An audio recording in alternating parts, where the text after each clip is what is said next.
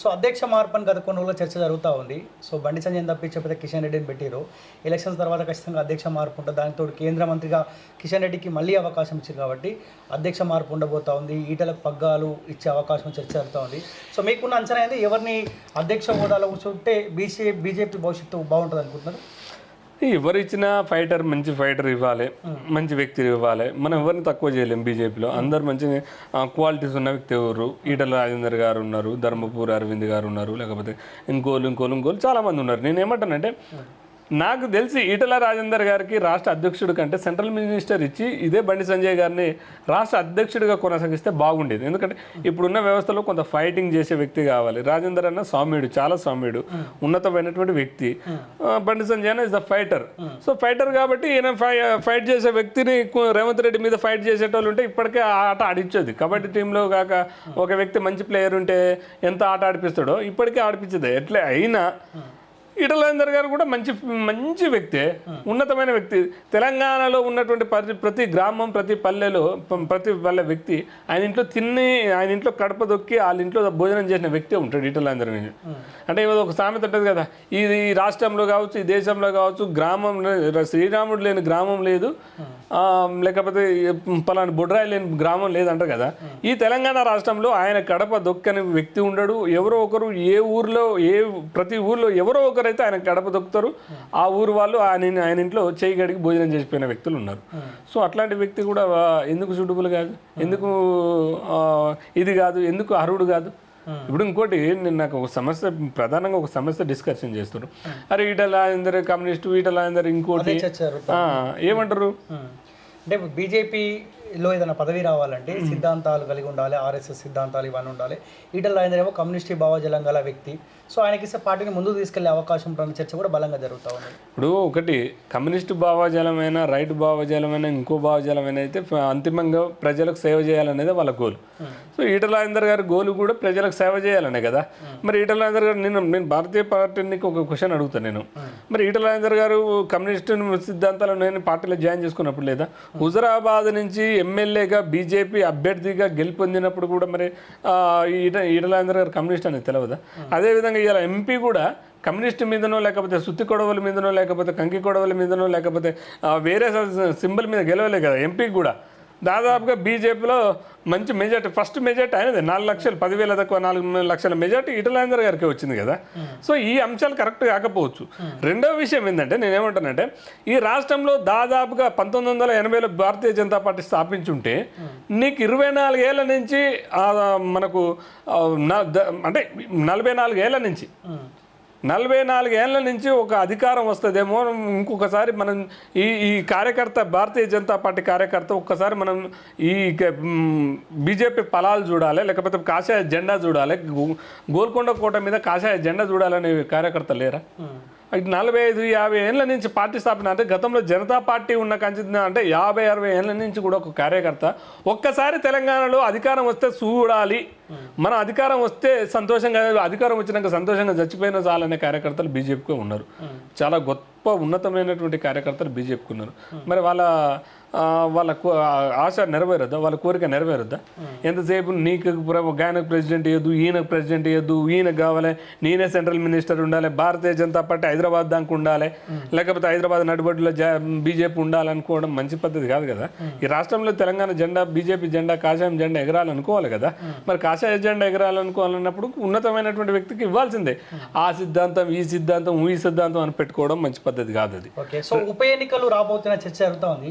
So ఉప ఎన్నికలు వస్తే ఏ పార్టీకి మేలు జరిగే అవకాశం ఉంది? కొంతమంది గతంలో ఏ పార్టీని అయితే మనం దొంగలను విమర్శించామో ఆ దొంగలు మళ్ళీ అధికార పార్టీకి అండగా కప్పుకుంటా ఉన్నారు. ఒకవేళ కనుక సుప్రీంకోర్టు తీర్పునిస్తే ఉప ఎన్నికలు వస్తే ఏ పార్టీకి మేలు జరిగే అవకాశం? నాకు తెలిసి అంటే భారతీయ జనతా పార్టీ, కాంగ్రెస్ మధ్యలో పోటీ ఉండొచ్చు. ఎందుకంటే బై ఎలక్షన్లు వస్తే బీఆర్ఎస్ పైన ఆల్టర్నేటివ్ ఎంపీ ఎలక్షన్తోనే అర్థమైపోయింది. ఎందుకు అర్థమైపోయింది నీకు మొత్తం సిస్టమ్ చూసారు. దాదాపుగా 8 మంది ఎంపీలను గెలిపించారు బీజేపీకి. 8 మంది ఉన్న ఎమ్మెల్యేలు దాదాపుగా 8 మంది ఎంపీలు అంటే ఎంపీ ఈక్వల్ టు ఒక 6 members MLA equal. So 7 R అంటే దాని పరిస్థితి బట్టి. సో ఇంత పెద్ద 8 మంది అంటే 8 into 7 వేసుకో, ఎన్ని ఎమ్మెల్యేలు గెలిచినట్టు బీజేపీ ఓటింగ్ శాతం కూడా బలంగా పుంజుకున్నది. వారి మీద ఆరోపణలు, అవినీతి ఆరోపణలు, ఈ కుటుంబ ఆరోపణలు, లిక్కర్ కేసు, ఇవన్నీ చూసినాక బీఆర్ఎస్ మీద విరక్తి కలిగింది. సో అది భారతీయ జనతా పార్టీకి కొంత కాంగ్రెస్ ప్లస్ అయ్యే అవకాశం ఉంటుంది. ఈ ఈక్వల్ బోత్ అంటే ఎన్ని బై ఎలక్షన్స్ వస్తారో, ఎంతమంది అనర్హులు అవుతారో, ఎంతమంది ఏ వ్యవస్థ అవుతుందో, సుప్రీంకోర్టు ఏ విధంగా చెప్తుందో, దాని తర్వాత బై ఎలక్షన్స్ వస్తే అప్పుడున్న సిచ్యువేషన్ ఎట్లా ఉంటుందో, ఈ అంశాల వరకు చూస్తే కొంత ఉన్న దాంట్లో కొంత కాంగ్రెస్ గెలుచుకునే అవకాశం ఉంటుంది, బీజేపీ గెలుచుకునే అవకాశం ఉంటుంది. బీఆర్ఎస్కి మాత్రం గుండుసున్న పెద్ద బొక్కే. ఎందుకు పెద్ద బొక్క అంటే వాళ్ళు చేసుకున్న పాపాలు, 10 ఏళ్ళు చేసుకున్నటువంటి పాపాలకు ప్రతి దాంట్లో స్కామ్, ప్రతి దాంట్లో స్కామ్ అనే విధంగా వాళ్ళు పోయినారు. కాబట్టి ఇప్పుడున్న అంశం ఏంటంటే భారతీయ జనతా పార్టీకి సవాల్ ఏంటంటే అసలు ఈ గ్రూపుల చర్చ ఎక్కువైపోయింది.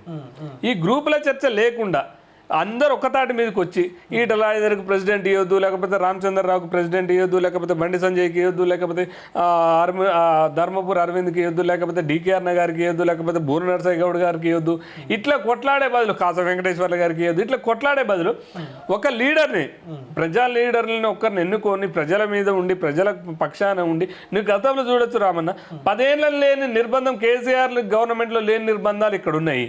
10 ఏళ్ళు హైదరాబాద్లో లేని పోలీసులు ఇప్పుడు రోడ్ల మీద ఉన్నారు. ఎందుకు ఉంటారు? ఎందుకు ఇంత నిర్బంధాలు? నువ్వు చూడొచ్చు టీజీపీఎస్ ఆఫీస్ దగ్గర ఇదే కాంగ్రెస్ నేతలు అద్దంకి దయాకర్ గారు, బల్మూరు వెంకట్, కోదండరామ్ రెడ్డి గారు వీళ్ళందరూ వచ్చి టీజీపీఎస్లో ఆ రోజు మనతో పాటు ధర్నా చేశారు, మీరు కూడా కవర్ చేశారు. మరి ఇవాళ అదే టీజీపీఎస్ ఆఫీస్ ముట్టడి పోవాలంటే ముళ్ళ కంచెలు వేసిండు. మా గవర్నమెంట్లో ముళ్ళ కంచెలు ఉండదు, ఇది ప్రజా దర్బార్, ఇది ప్రజా పాలన, ఇది ఇంద్రమ్మ రాజ్యం అని ఇట్లా నిర్బంధాలు పెడుతుండి ఎక్కడికక్కడ ఓయూలు అయితే 1500 మంది, 2000 మంది ఆ దండకార్యంలో, మన దండకార్యంలో ఏఓబీలో నక్సలేట్ల కోసం కూబింగ్ కోసం పెడతారుగా, అట్లా పెట్టరు మన. అంటే గింత నిర్బంధాలు ఉన్నాయి, గిన్ని ప్రజా అంశాలు లేవు. ప్రజలకు, మహిళలకు దాదాపుగా నెలకు 2500 ఇస్తానని చెప్పిండు. అదేవిధంగా ఉచిత కరెంట్ ఇస్తానని చెప్పిండు, ఇందిరమ్మ ఇల్లులు ఇస్తానని చెప్పిండు, అదేవిధంగా నీకు రేషన్ కార్డులు ఇస్తానని చెప్పిండు, అదేవిధంగా ఉద్యమకారులకు ఫ్లాట్లు ఇస్తానండు. ఇన్ని అంశాలలో ఫెయిల్ అయినప్పుడు భారతీయ జనతా పార్టీ ఏం చేయాలి? కలిసికట్టుగా ఫైట్ చేయాలి కదా, ప్రజా సమస్యల మీద ఇది చేయాలి కదా. నీకు అంతెందుకు, బీసీలకు 42% కామారెడ్డి డిక్లరేషన్ 42% చేస్తానని చెప్పండి, అప్పుడే మోసం చేసి పోతూనే ఉండు. ఈ అన్ని అంశాల వారిగా ప్రజల పక్షాన ఉండి, ప్రజల వైపు ఉండి నిలబడి కొట్లాడితే నీకు భారతీయ జనతా పార్టీకి గ్రోత్ పెరుగుతుంది తప్ప, ఇక వీళ్ళకి గ్రూపులు లేకపోతే వీళ్ళకి కొట్టుకొస్తే మాత్రం మళ్ళీ బీఆర్ఎస్కి అవకాశం వస్తుందేమో, మళ్ళీ ఆ ఛాన్స్ ఇస్తారేమో వీళ్ళే. ఇప్పుడు వీళ్ళు ఫైట్ చేయలేకపోతే, నువ్వు ఈయన సక్రమంగా లేకపోతే ఆల్టర్నేట్ ఎవరు ఉంటారు కదా? మంచో చెడో కేసీఆర్ తోటి కొట్లాడుతుంటే అదే కదా, కేసీఆర్ బెటర్ కదా. నువ్వు అసెంబ్లీలో నీ ఎమ్మెల్యేల సంఖ్య 8 మంది, నువ్వు ఎందుకు ప్రజల పక్షాన్ని ఎందుకు కొట్లాడలేకపోయారు? అంత బలంగా వాయిస్ వినిపించలేకపోయినారు. బీఆర్ఎస్ఏ వినిపించే కాడికి ఎందుకు వచ్చింది? గతంలో రఘునందన్ రావు, ఈటల రాజేందర్ గారు ఒక్కరు చొప్పున ఉన్నా కూడా ఎంత అద్భుతంగా మాట్లాడారు, ఎంత అద్భుతంగా కొట్లాడారు. 3 ఎమ్మెల్యేలు ఉంటే ఎంత అద్భుతంగా ఫైట్ చేశారు వాళ్ళు. మరి ఇవాళ 8 మంది ఉన్నా కూడా అంత ప్రజల్లోకి ఎందుకు వెళ్ళట్లేదు? సో ఇవన్నీ భారతీయ జనతా పార్టీకి మైనస్ అయ్యి, ఈ వర్గాల వల్ల ఈయన వర్గం ఆయన వర్గం ఈయన వర్గం, ఈ 45 ఏళ్ళు 50 ఏళ్ళ నుంచి పార్టీ కార్యకర్తలుగా ఉన్నటువంటి వాళ్ళు మొత్తం సర్వనాశనం అయ్యి ఒక్కసారి ఈ కాషాయ జెండా ఎగరాలి, గోల్కొండ కోట మీద అనుకోని చచ్చిపోవాలి. అంటే ఇప్పుడు లక్షల మందికి ఉంటారు. గవర్నమెంట్ వస్తే ఒక ఆయన కార్పొరేషన్ చైర్మన్ అవుతాడు, ఒక ఆయన జెడ్పీటీసీ అవుతాడు, ఒక ఆయన ఎంపీపీ అవుతాడు, ఒక ఆయన సర్పంచ్ అవుతాడు. లక్షల మందికి పార్టీలలో పదవులు మంచి గవర్నమెంట్లో ఒక పదవులు వస్తాయి కదా, సర్పంచ్ల నుంచి మొదలేస్తే, ఎమ్మెల్యేల కాంచి మొదలేస్తే, ఎంపీల కాంచి మొదలేస్తే చాలామంది, అంటే ఏదో రూపంలో కార్యకర్తలు ఏదో రూపంలో 1 లక్షల మంది బెనిఫిట్ పొందుతారు కదా భారతీయ జనతా పార్టీ. సెంట్రల్లో అధికారంలో ఉందని చెప్పేసి సంకలు గుద్దుకొని ఎన్నాళ్ళు బతకాలి? సో ఇట్లా గ్రూపులు చేయడం వల్ల మళ్ళీ బీఆర్ఎస్ ఫ్లెచ్చింగ్ అయ్యే అవకాశం ఉంటుంది. ఓకే.